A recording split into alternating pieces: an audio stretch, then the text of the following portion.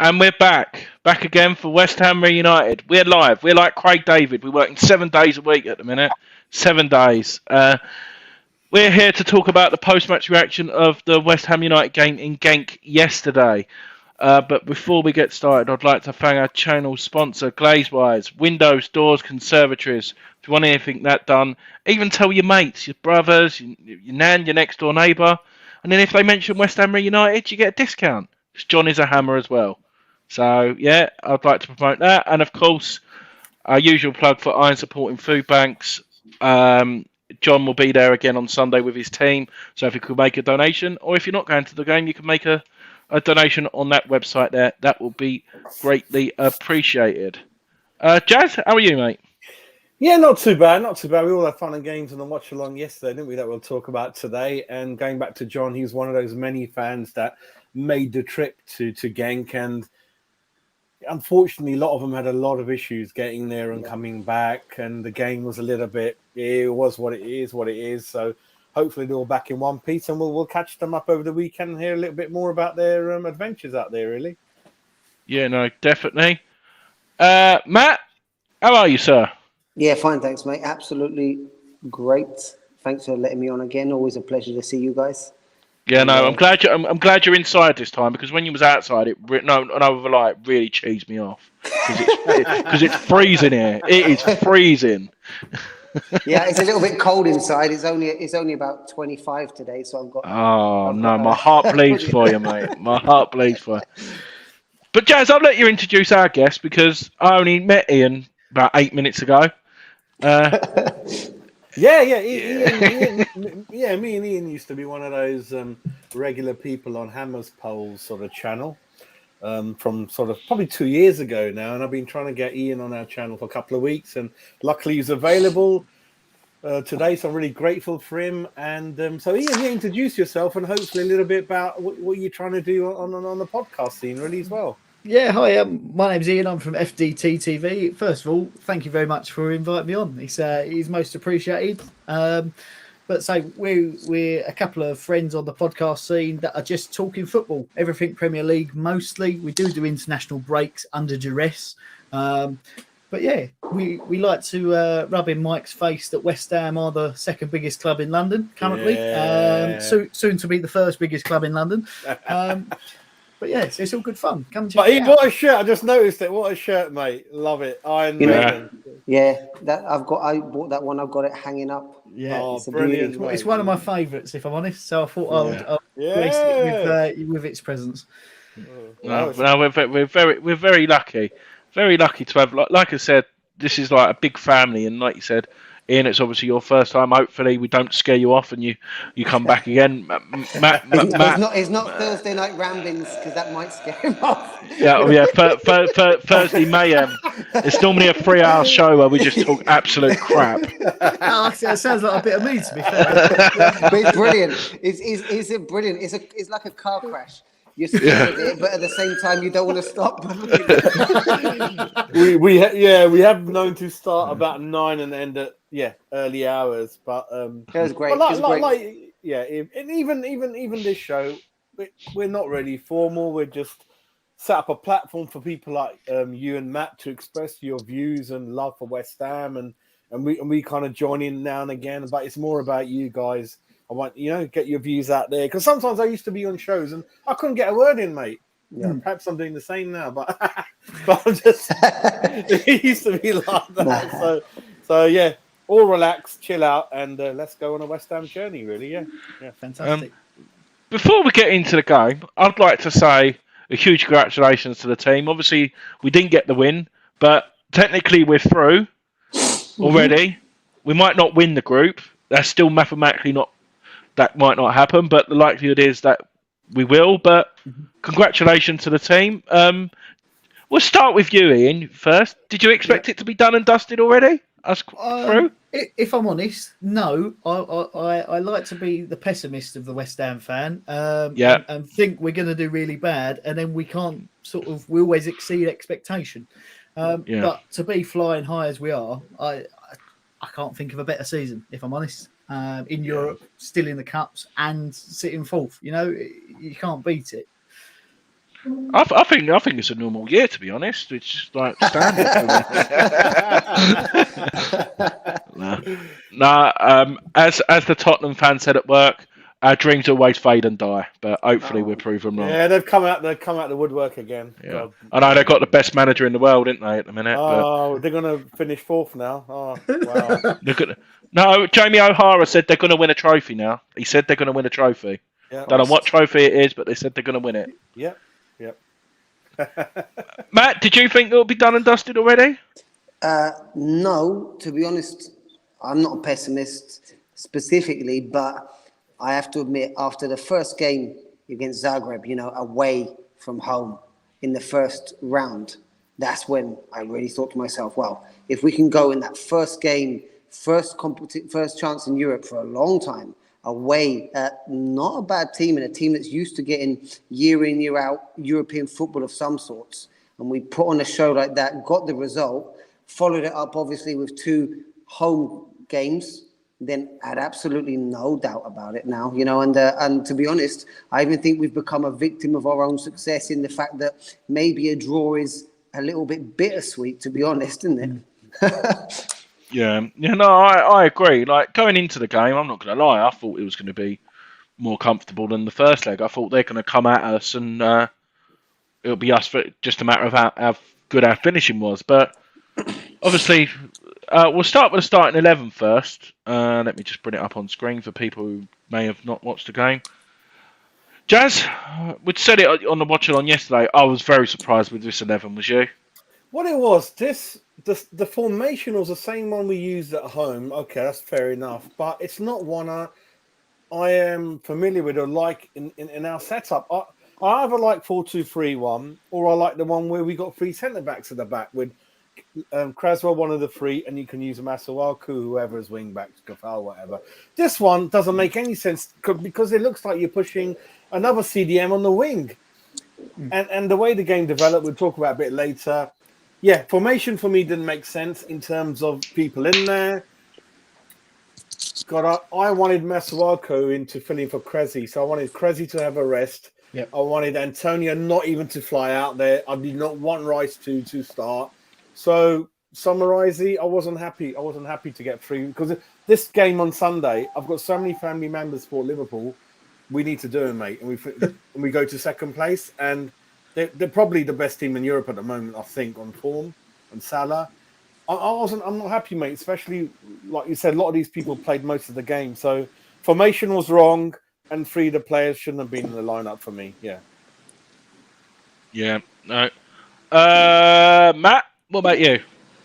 Yeah, again, I mean, I think the defence spoke for itself, really, to be honest. When it came to, apart from what Jazz said, maybe putting Masuaku at left back, but it seems like Moyes doesn't really like Masuaku as a left back. Does he more of a left wing back, or even using him in the left position of the front 3 behind the striker? It was a shame to hear that. I think the fact that Yarmolenko and Vlasic had niggles, supposedly, what Moyes said. So I think that really tied his hands a little bit for the selection. Maybe I still think I would have liked to have seen Crow in a lot earlier. I still hold by that. Yeah. I don't know. I mean, we don't see what's going on behind the scenes there. And I think, honestly, it would have been a good chance, even though Soufal got back in, which is great. And obviously, we'll talk about that a bit later, I'm sure. But I would have liked to have seen Fredericks introduced, maybe in that right wing position that he was played in, last season. Maybe wing back. Give him a bit of game time, because I think that it will be important to get Fredericks a little bit of game time and get him match fit. But of course, when you're 2-1 down or 1-1, away from home in a tough game, it does kind of limit you a little bit more, doesn't it? So, at the end of the day, Moyes knows what he's doing, so in Moyes we trust. Yeah. Ian, do you want to add anything, mate? The only thing I would add, I think the boys have hit the nail on the head there. I was excited that Masuaku was playing, but it was just in an odd position. I mean, defensively, he's never been great. Is he going forward? He's brilliant to watch, and he has you on the edge of the seat. But he just seems miles off the pace of the game. Yeah. I mean, I know he's come back from injury, and you've got to give him a little bit of time. But for me, we should have won this match, really. Yeah. And I think the team selection did let it down a little bit. But we can't have everything. No, I like what we sort of said at the start, gents. It just proves how far we come, because if you probably, before this European campaign kicked off, said you'd win 3 games and draw away to Genk, I think anyone would have bit the hand. I think that's the bit. It just proves like how far we've come. Jazz, I'll let you talk about the opening goal, because you analysed it quite well yesterday. I think you said it as well as me, was what the fuck's going on here. So I'll let you explain it from your side, what you feel. Yeah, this game was like typically a Belgium game, like a school playground game that could have ended 12-9 to West Ham. It was crazy. there was no, one team wasn't setting up right. They're both going at each other, kept missing like amateurs. And with this goal, what I noticed was after, I think it was about 2-3 minutes, if I'm right. Yeah. That there's 4 people at fault for this goal. The first person at fault, what I saw was when the move started around the halfway line, was that Lanzini was quite close to that guy who set up the move, and he just brushed it off. He didn't even go for the tackle, just jogging. Yeah. Noble as a CDM, he didn't bother either. So he's gone past 2 of them. And then when the pass is made to the goal scorer, Dupe is in the right position, starting position, and then he isn't at the end. So there's only one person to blame. Dupe gets on the wrong end of him. He pushes himself ahead of him. And then the 4th person, probably tell him off the least, Areola. He puts a hand to it. I think it hits the post and goes in. So 3 people largely at fault. Noble, Lanzini, Dupe, and a little bit of the goalkeeper. So not good, mate. Not good. And Noble, it's kind of his souvenir season, really, where we know if he does anything on the pitch, it's a bonus. David Moyes respects him a lot, and it's just trying to give him as much game time as possible. The League Cup game, his kids were in the crowd. He waved to them. He scored a penalty. So all these are memories, and it's David's trying to fit him in where he can. But for me, as a practical fan, I'd rather have Alex Kral in there, and then bring Noble on at the end. So you still play, but at the end, not to start the game. So that's my feeling on it, Miles. He's like, there's 3.5 people at fault, really. The goalkeeper, 2 the CDMs, and the centre back. So Dupe is at fault the most for me. Yeah. Ian, do you want to add anything, mate? I think Areola will be annoyed in the manner which he conceded. Considering, I think I may be wrong here, it was the first goal he's conceded for us, and I just. Yeah, I think Diop he's got to be stronger. I mean, he's had potential, hasn't he, for a number of seasons now. We've had links with him moving away for big money. I think Mourinho wanted him at United at one point, but he's not showing that class that he did when we first signed him. We see flashes of it, but he's so inconsistent, and it's painful because you're sort of trying to will him to do well, and it just doesn't always happen. No, definitely. Matt, do you want to add anything, mate?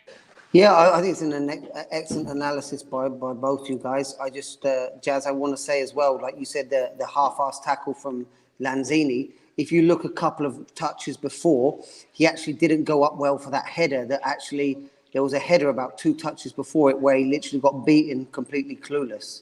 So, I mean, that really just wasn't a good moment for Lanzini, especially those of us who've talked about maybe him coming in as a ball-playing central defensive midfielder. It kind of like pisses on the fire there, to be honest, doesn't it? You're never gonna see Lanzini and Benrahma on the same team. It's crazy. Why would you put them together? And Noble as well on top of that. That's a really slow team. It's a lack of agility, and I think, like you said, Diop there. We're all looking for Diop to take that step up, but going back to basics, mate. He didn't check his shoulder. He didn't check his shoulder until it was too late. Rule number 1. Right. And it was a perfect example of the rule in coaching is you play a straight ball, the guy runs at a diagonal. You play a diagonal ball and the guy has to run straight. And what happened? A straight ball down the middle and the guy comes in at an angle, picks it up. And like Ian says, Areola, it wasn't going in the corner, for Christ's sake. It really wasn't well To be honest, I don't think he was expecting the shot. No, yeah, I think so, mate. I think it's another touch, don't you think, Andy? I think he was expecting because he was right on the edge of the box. Yeah. It just wasn't going in. Yeah. I saw this comment here. So for people who haven't seen it, or if you're eating your dinner, I'll give you a 5-second warning. Look away now. So that's the finger. Is that true? Yeah. Yes, I've seen it. I've seen the pictures. Yeah, ready? And this is the truth. Ready? 1, 2, 3. Oh, Jesus! A nice D sleeve there. Oh, that's gonna be so he caught that on the finger on the fence in the game. Oh my God! Yeah, so one more time, 5-second warning. So there's the finger. I thought it was a Halloween joke. And there's the. So if he's flying home, is he allowed to bring it on a plane with him? That's his fingerprint for his phone. He's fucked. What the hell? So he must have jumped on when we scored, or I don't know. Yeah, apparently they were just celebrating and he got pushed onto the fence and his finger fell off. I will be suing the hell out of them. Yeah, I'll be suing the hell. That's gonna hurt. It's nasty. Right, shall I change the subject? Everyone. The views have just gone down by 4 people. I think I've just ruined everyone's like Friday night Chinese or something. We're getting sued. But no, obviously straight after the goal, me and Jazz were watching the watch along. I don't know how we kept calm. Obviously, Ariola made 3 or 4 world class saves, in my opinion, keeping the ball out. And I think that was the turning point in the latter part of the first half because we started to pick momentum up. But the one thing what I wanted to add, we'll start with Ian on this one. What did you make of their play acting yesterday? Sorry, typical the play acting of their players. Typical European, isn't it? European. Yeah, I think it's got to be expected. I mean, I remember a few years ago when we signed Faguli, he dived on the floor and he got booed by the West Ham fans. It's not something we like to see in our players, but it's now part and parcel of the game, and I think you have to expect it. It's not the first time it's going to happen to us. It's not the last time. I don't like it personally, but it's ingrained in the game now, especially say in the European game. You see the Italians doing it a lot, but yeah, I don't think you're ever going to get rid of it. Matt, what about you? Yeah, I think it's just silly, mate. To be honest, it was just too much diving, too much. You know, it's just, and like Ian says, it's what we expect. It's what we've come to expect, and I don't even think it's. Years ago, it was blamed on the continental teams, wasn't it? It was like blamed on European teams, but I just think it's something that's just throughout all the game nowadays with such high stakes. It's part of what you call gate or sportsmanship, really, isn't it? It's that kind of aspect, that little bit of advantage that you can get, but. Well, we just want to try and get it. That's when you need the ref to step up. And to be honest, I don't think the ref did. I don't think he was particularly bad yesterday, but I don't think he stepped up to. Mate, me and Jazz said it, yeah? He looked fucked after about 20 minutes. Did you see the sweat coming off him? His hair was all over the place as well. He was blowing. It's like he had a few tequilas before the game. I was like, I can't keep up with this. Yeah. But, that's where... Often with a couple of yellow cards here and there can sort it out, and but I just don't think he was up for it yesterday. Like you say, maybe he was knackered and maybe he had a heavy one the night before or whatever. Yeah.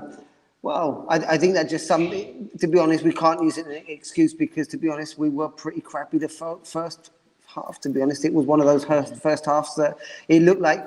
When we played Leeds, we just arrived or Brentford, sorry, not Leeds, when we just turned up the first half completely not aware. We just beaten Genk, 3-0 in the first game? We knew what we were going to. We knew what we were going for, and we just seemed like we just changed the plan up too much and just didn't come with the same attitude. Actually, it just reminds me, that Japanese guy, I thought he's going off twice, the way he was delayed, kept coming back on, because when I knew he was going, I thought he was going off, I was really happy because he's a busybody, that guy, Even at the London Stadium, he was trying to make things happen. They just didn't have the quality in the final third. And like you said, with Areola after that 1-0, it was a match of two good goalkeepers. And obviously Ian might not know, but Matt might have followed. So when we did the home game review, there's a guy called Euro Expert who joined us for the preview. He's a very well-known young expert on European things. And he said that goalkeeper is one of the best goalkeepers up and coming in Europe. And you would have 19 years of age, he is. 19. Yes, Van der Voort. Yeah. So he reminds me a lot of Meslier because, like Meslier that's at Leeds, I think he's also like 19 as well, isn't he? Yeah, like young up and coming, and I'm sure that we'll see both of them in the national teams. He's Belgian, no? Yes, I believe so. Yeah. Got a couple of stats for you before we talk about the chance with Antonio/Rice on the line, because we didn't really create much from that. Joseph Pansil has scored 3 goals in his last 4 starts for Genk in the Europa League. So maybe we was expecting that. And Saïd Benrahma has directly been involved in 9 goals in 15 appearances for West Ham in all competitions, 6 goals and 3 assists. Already passing his record of last year of 8 in 33 games. There we go. Nice. So, Jazz, the chance with Antonio/Rice on the line, did you start to think it was going to be one of them nights? Yeah, we just kept on missing by... Sometimes we got in the box and we overhit the pass, so couldn't get a shot in. This one, they got bodies on the line, and then it just like, it wasn't happening, was it? So again, I know it's 2-2. It could have easily been a lot more goals than this. And yeah, Antonio, for me... The thing with Antonio is... He's a second half player, I think, a lot of the times. The second half, it gets the best out of him. First half, he ends up in the right positions and he does some things that you don't understand. But then, because he scores, then that covers all the other bits where he perhaps could have got 2 more goals. He's a very unique player. He could score a hat-trick every game if he wanted to. But it is what it is. But yeah, it looked like that, mate. I mean, goal line technology, it was nowhere near...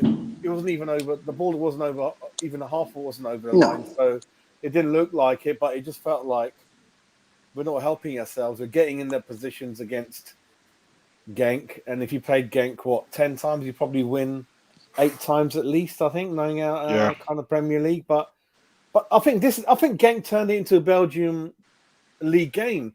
Belgium League, like Dutch, is one of those, it's got 4, 5, 6 goals every game. And you could tell. And then I think we got roped into it. We had no discipline, no real formation. We were going at them. They're going at us.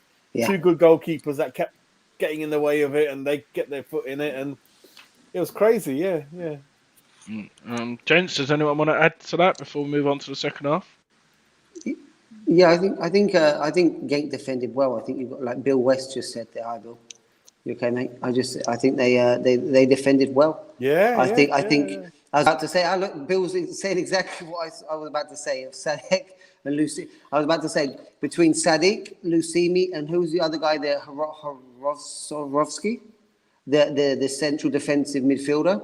I thought that those 3 between them created quite a solid block in the defense and midfield there, and all credit to them, to be honest. And to be honest, I really think that, like Bill says, we were lucky to get out of that first half in that situation. And like we've seen so many times, it was a game of the old cliche, game of 2 halves, and we just turned it around and seemed like we really wanted it in the second half.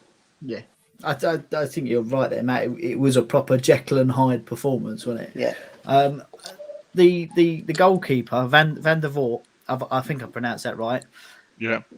Why are we not looking at him for one for the future? Yeah.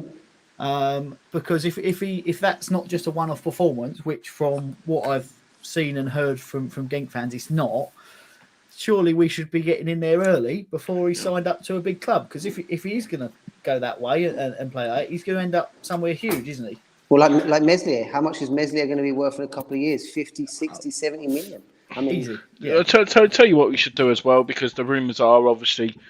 We got Areola pretty much for like 14 million. If we don't, which I can see happening, they're going to have to fab another deal. Why not do what the likes of Chelsea and Man City do? Buy him and then loan him back for another year. Yeah. Excellent idea. Yeah, great idea, Andy. Yeah, or loan him to another bigger. Do you know what I mean? Like, Yeah, I'm guessing another club will come in and let him go out there and learn his trade. To Belgium or somewhere where often us English clubs often send our players for loan. Yeah, we don't normally do a lot of stuff with post-match, but Hammerheads are.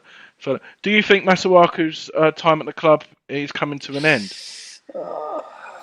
Who wants to go first?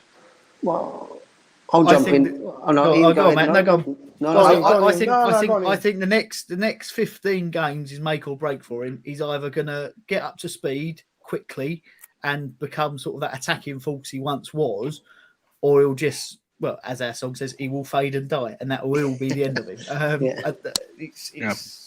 I think it's all on him. He doesn't fit into 4-2-3-1, does he? Ian? Which is the preferred. Not easily. No. And his biggest fault for me is his defensive work. If you was to maybe put him as a left winger and say, don't worry about tracking back, he would probably excel. But it doesn't fit, does it? Like that mentality Moyes has of never say die and run at everything all the time. Actually, how long's he been out for? Ages, isn't he? Yeah. A long time, mate. Yeah, there could be an issue there. Long time, mate. I know he's made a few appearances for the under 23s, but even then he's looked slow and he's looked off the pace.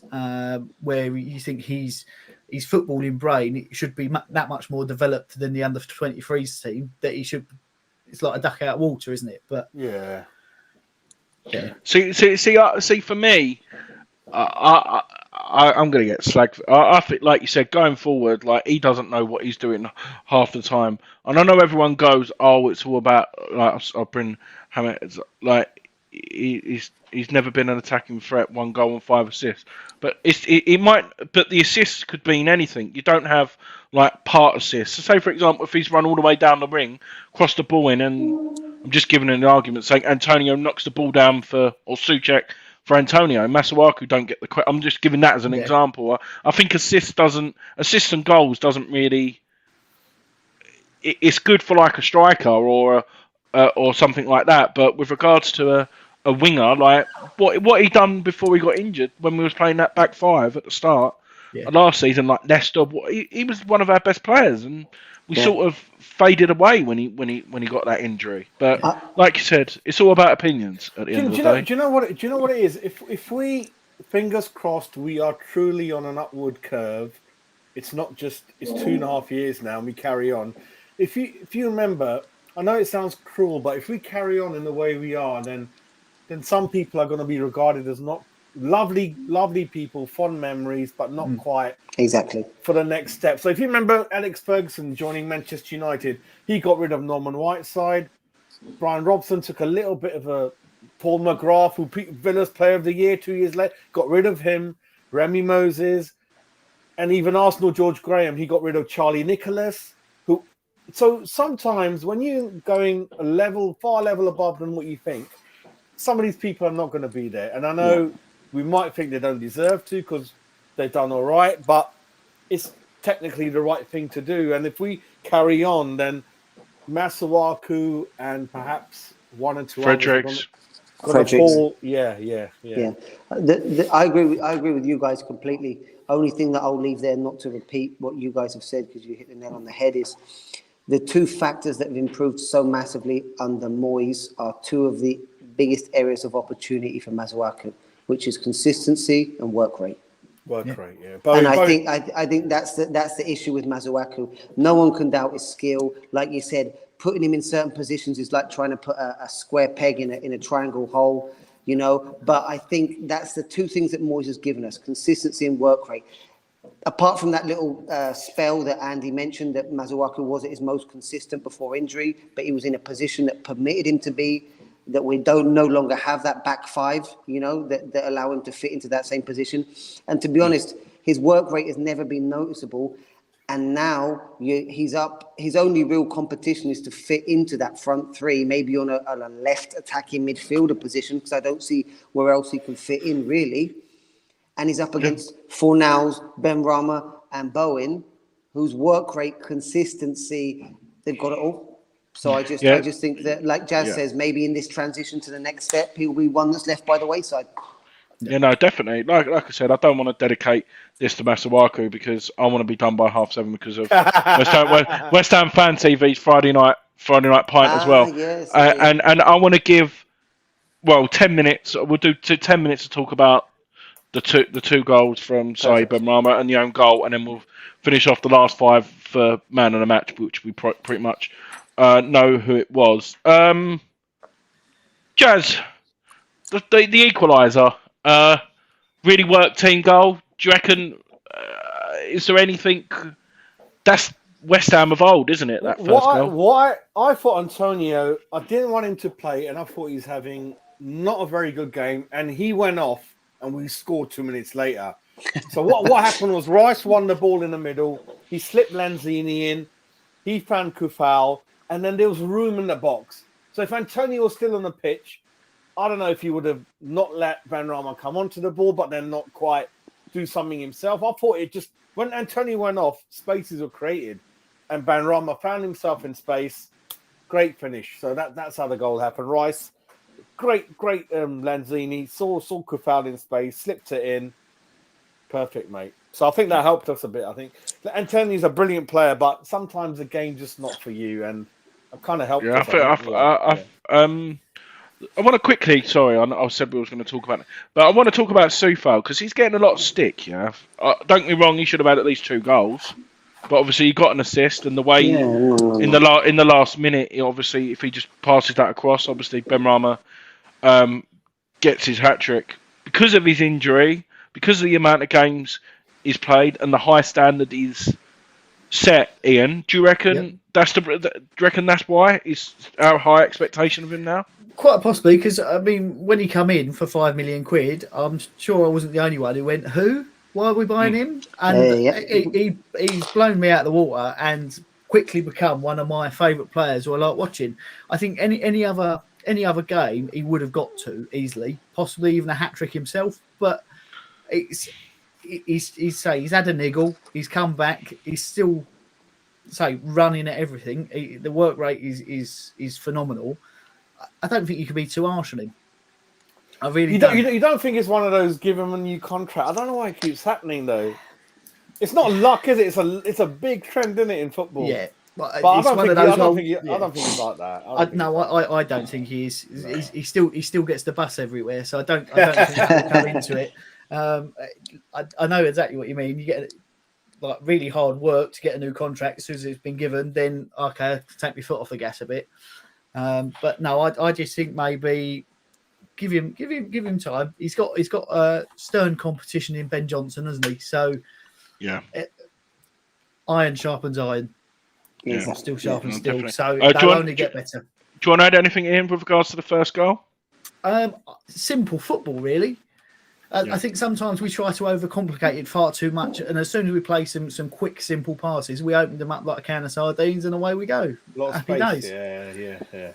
I do just a quick one though. Yeah, sure. Declan Rice, I think we're all agreed he's getting up there for being one of the best defensive midfielders in the world. Definitely. Against Mark Noble, he seemed to lack the ability to sort of take the ball by the horns. As soon as Soucek come on, you see him full of confidence, and he's allowed to go forward a little bit more. And I think that's what changed the game. I think Noble for Soucek was the big thing because it let Declan Rice do what he does best. Is that playing with your dad and you're a bit shy playing with your dad? That's it. Yeah, you don't want to outclass him too much, do you? It's like the awkward situation in he's the old bloke's playing again. We can't pass it. You know what? And as soon as he went off, it changed. Matt, do you want to add anything with regards to the first goal?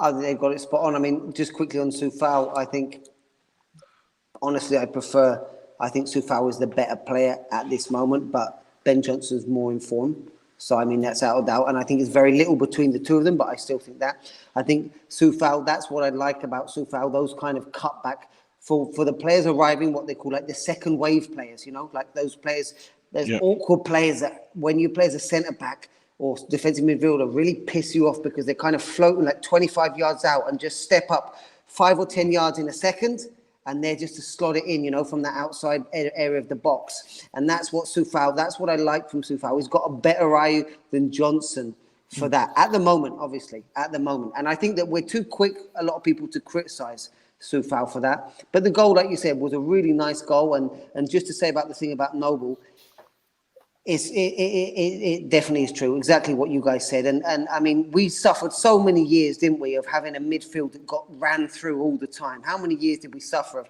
Check Kouyaté out of position, God knows where, on the corner flag, and being hit on a counter-attack? And finally we found this midfield pairing that has given that strength in the centre midfield. And I just think, like I said, every time that Noble has a good game, everybody's, no, we need another year, calling for another year, and there's nothing against him.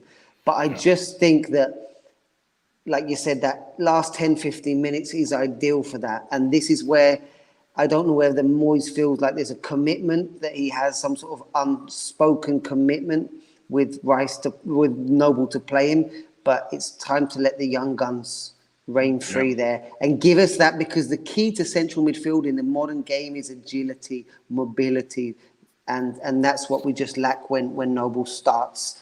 And so but we'll see. I mean, great goal, like you said, can't take anything away from the goal.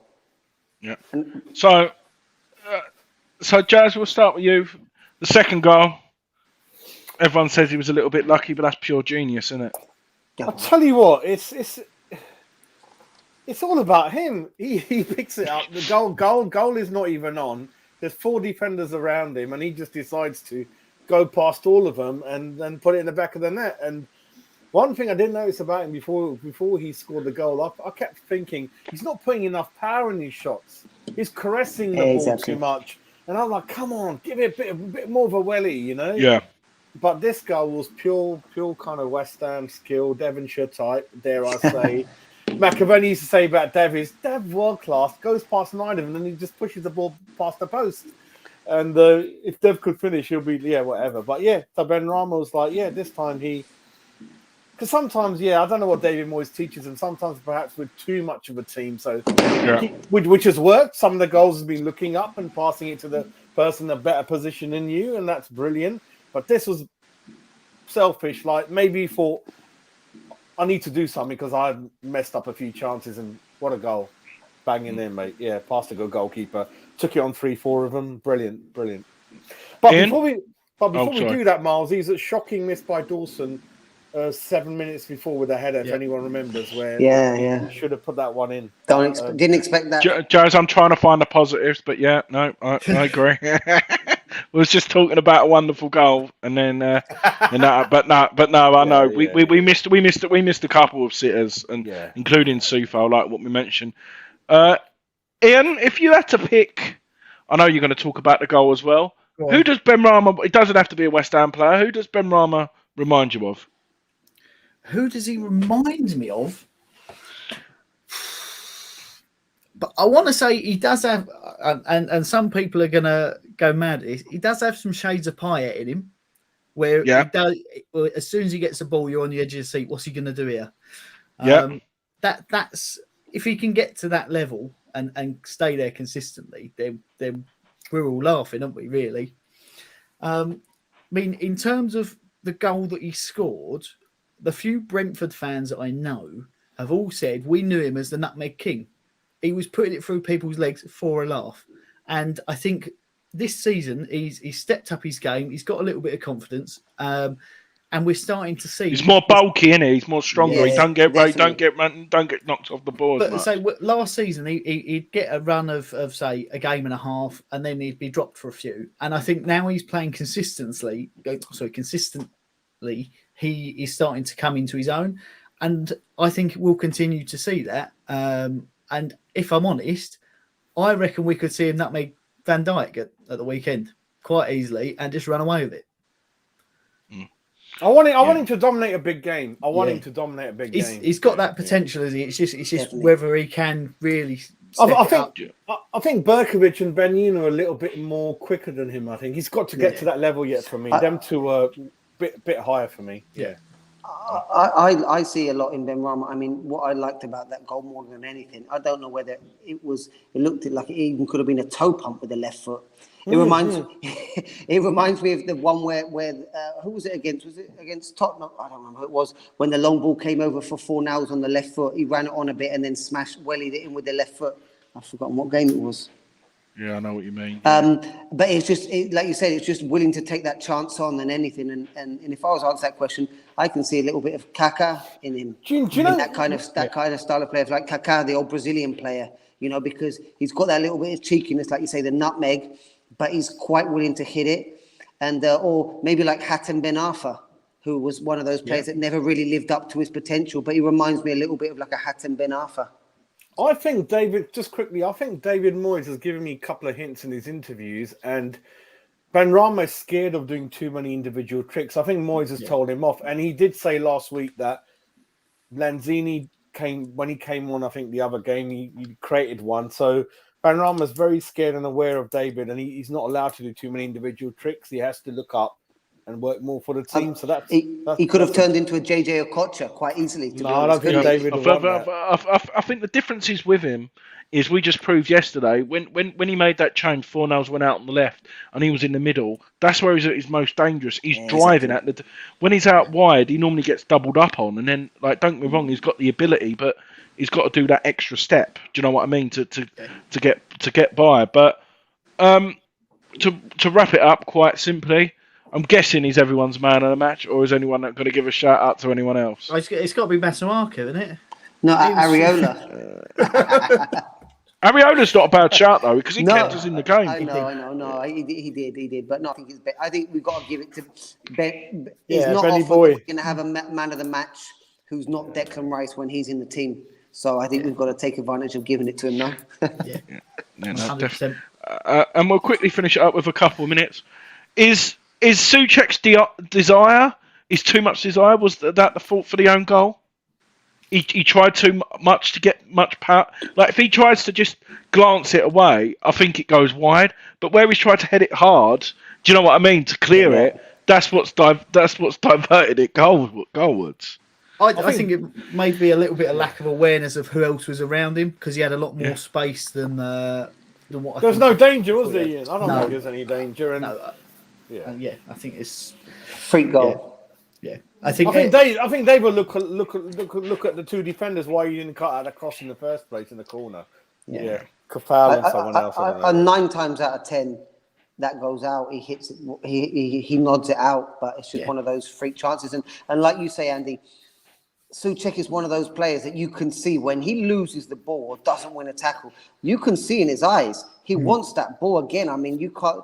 As much as we've criticised him for being knackered or whatever, his passion and his desire to win back the ball is undeniable. So, like you say correctly, I think maybe he's just, seeing out the game, need these 3 points, going to go through guaranteed group winners, just let me lunge myself. And obviously, we've seen on many examples that he's not afraid of putting his body on the line for the good of the team. And maybe just one of those freak moments that he just goes that little bit too far and we pay the price. Because Areola didn't even have a clue, did he? No, he's not going through a good patch. It happens in life. He's going through bad luck patch, so he just needs something to happen for him, and then hopefully come out of it. Yeah, definitely. Right, gents. I've got my dinner downstairs, and the doorbell went for it like 20 minutes ago, and I can smell it. So, which is really more frustrating. But like to thank Matt as you, and you can add Matt on Twitter as well. And of course, Ian's now part of the West Ham Reunited family, and go and give his YouTube channel a subscribe as well, if you wouldn't mind. It'd be most appreciated. What I'll do is, because people are probably thinking, what the hell's going on here? Yeah. I will also put it in the chat so people can click on the link. That will make it easier for everyone. Thank you very much. Ian, thanks for coming on. People, you're not going to get rid of us that easy. Me and Jazz will be back with Mike on a Monday, and Jazz's cousin, who's a Liverpool fan, for the Liverpool preview at 10:30. So when you're eating your bacon sandwich or Cocoa Pops or whatever you fancy, give us a watch. It's better than Soccer AM anyway. So we'll be back up. We'll be back at 10:30. Yeah, and there'll be details of an exciting show going out Monday. So we'll be sharing details. Yeah, an exclusive breaking news. and Jazz has gave me homework, so I'll be doing that later and making all the graphic designs for it. So that'll be fun. But yeah, hope everyone enjoys their weekend. Positive result on Sunday as well. If we don't see you then, and once again, thanks to Ian and Matt. It's an absolute pleasure. Yeah. And like Jazz says, happy Diwali, everyone. Thank you, sir. Yeah. Diwali every day for me. Cheers. Yeah. And one thing left to say. Come on, you Iron. Take care, everyone. Bye, guys. Always a pleasure.